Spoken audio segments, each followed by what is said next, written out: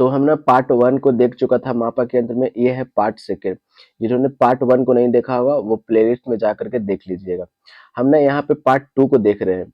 देखिएगा क्वेश्चन क्या बोला जा रहा है कि सूर्य को देखने के लिए किस यंत्र का प्रयोग किया जाता है। तब देखिएगा सबसे पहले सूर्य जो है, सूर्य में काफी ज्यादा टेम्परेचर है, और काफी ज्यादा टेम्परेचर है तो उसको देखने के लिए क्या किया जाता है, एक उपकरण का उपयोग किया जाता है। उस उपकरण का नाम है हेलियोस्कोप। हेलियोस्कोप एक उपकरण है, उसी की सहायता से क्या किया जाता है, उसे मापा जाता है यानी देखा जाता है। अब बात आते हैं टेलीस्कोप पे क्या होता है।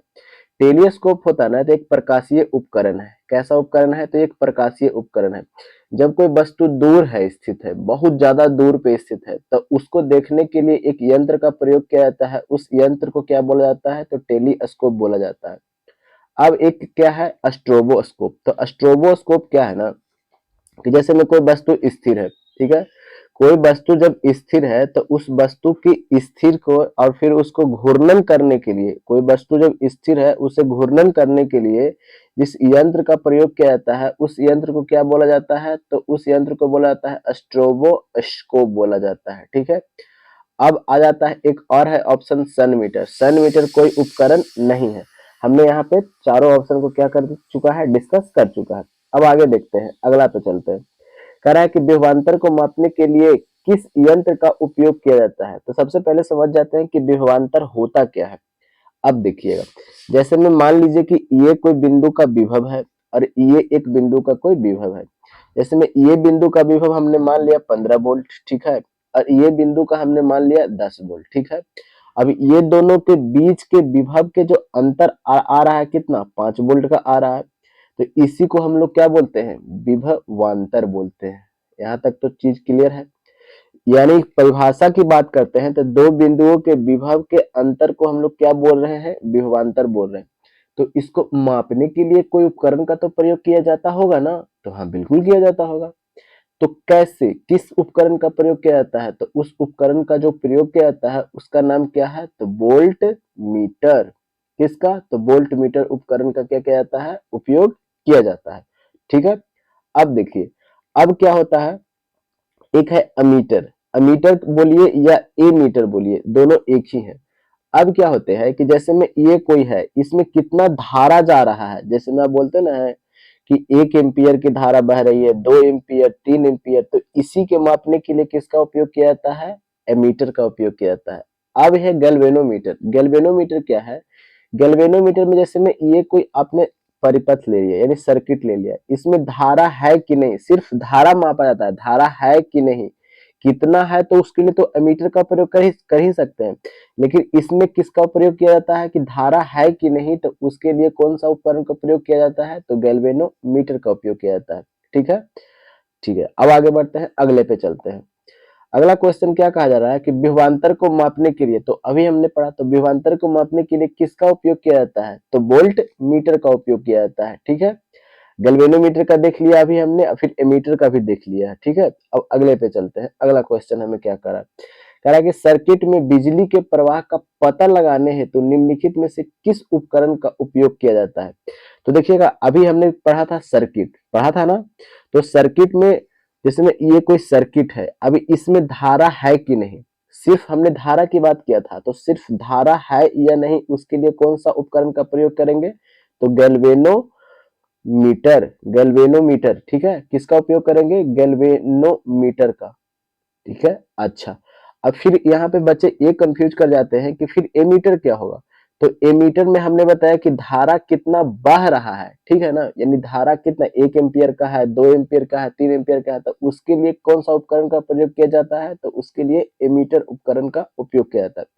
अगर कह दे कि सिर्फ धारा है कि नहीं, तो उसके लिए कौन, गैल्वेनोमीटर का। अब देखते हैं, ऑप्शन पे देखते हैं। अब बोला जा रहा है कि बैरोमीटर। तो बैरोमीटर किसका, तो बैरोमीटर जैसे में वायुमंडलीय दबाव को मापने के लिए, जैसे में ये मेरा पृथ्वी है, तो ये आप पढ़े हैं ना कि ये क्षोभ मंडल है, फिर उसके बाद समताप मंडल है, फिर उसके बाद मध्य मंडल है, फिर आयन मंडल है, फिर बहिर्मंडल है। तो ये सभी जो परत है, ये पृथ्वी पर क्या पड़ रहे हैं, दबाव पड़ रहे हैं। ये परतों का क्या पड़ता है, दबाव पड़ता है। तो इसी दबाव को मापने के लिए कौन सा उपकरण का प्रयोग किया जाता है, तो बैरोमीटर का उपयोग किया जाता है। ठीक है, अच्छा, अब है एनीमोमीटर। तो एनीमोमीटर क्या होता है, तो एनीमोमीटर के कहने का मतलब क्या होता है कि जिसमें हवा का वेग है, हवा का तो कोई वेग होगा ना, जैसे में ये कोई हवा बह रही है ऐसे ऐसे, तो इसका कोई वेग होगा, तो उसी को मापने के लिए किसका प्रयोग किया जाता है, तो एनीमोमीटर का उपयोग किया जाता है। ठीक है, अब देख लेते हैं लैक्टोमीटर।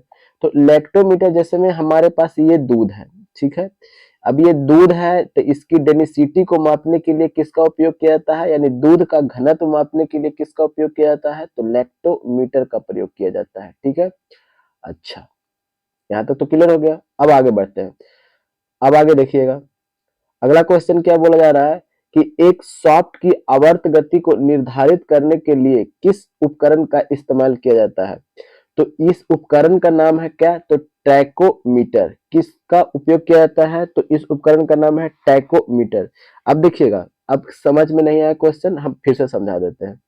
एक क्या है, सॉफ्ट है और उसकी आवर्त गति है, जैसे में एक सॉफ्ट है, अब ये घूम रही है ऐसे, यहाँ से ऐसे जा रहा है, फिर ऐसे जा रहा है, ऐसे जा रहा है, ऐसे जा रहा है। ठीक है, यानी आवर्त गति में क्या हो रहा है, बढ़ता जा रहा है। तो इसको मापने के लिए हम किस उपकरण का प्रयोग करेंगे, तो इसको मापने के लिए जो उपकरण का प्रयोग किया जाता है उस उपकरण का नाम क्या है, टैकोमीटर। अब आता है एक क्रोनोमीटर। क्या है, तो जैसे में ये कोई समुद्र है, ये समुद्र है, तो ये समुद्र में पनडुब्बी है, तो ये पनडुब्बी में जो घड़ी का जो इस्तेमाल होता ना है, तो एग्जैक्ट टाइम मापने के लिए किसका प्रयोग करते हैं, तो क्रोनोमीटर का उपयोग करते हैं। किसका, तो जलयान में एग्जैक्ट टाइम का पता लगाने के लिए कौन सा उपकरण का प्रयोग करते हैं, तो क्रोनोमीटर का प्रयोग करते हैं। ठीक है, अब क्या है, एनीमोमीटर। तो एनीमोमीटर अभी हमने पढ़ा कि वायु का वेग मापने के लिए, ये एनीमोमीटर क्या है, वायु का वेग मापने के लिए करते हैं उपयोग। ठीक है, अब क्या है, स्पीडोमीटर। स्पीडोमीटर में वस्तु की गति को, जैसे में कोई वाहन है उसकी गति को मापने के लिए किसका प्रयोग किया जाता है, तो एनीमोमीटर का प्रयोग किया जाता है। ठीक है, अच्छा, यहाँ तक तो क्लियर हो गया। तो यहीं तक हम रखते हैं और इसका अगले पार्ट अगले वीडियो में आएगा। और वीडियो आपको अच्छा लगा होगा तो लाइक एंड सब्सक्राइब जरूर कीजिएगा और दोस्तों के पास शेयर कीजिएगा और थोड़ा सा सपोर्ट दिखाइए अगर आपकी इच्छा हो तो, और नहीं भी इच्छा है तो कोई बात नहीं। तो मिलते हैं अगले वीडियो में, तब तक के लिए हंसते रहिए, मुस्कुराते रहिए और अपनों का ख्याल जरूर रखिए। जय हिंद, जय भारत।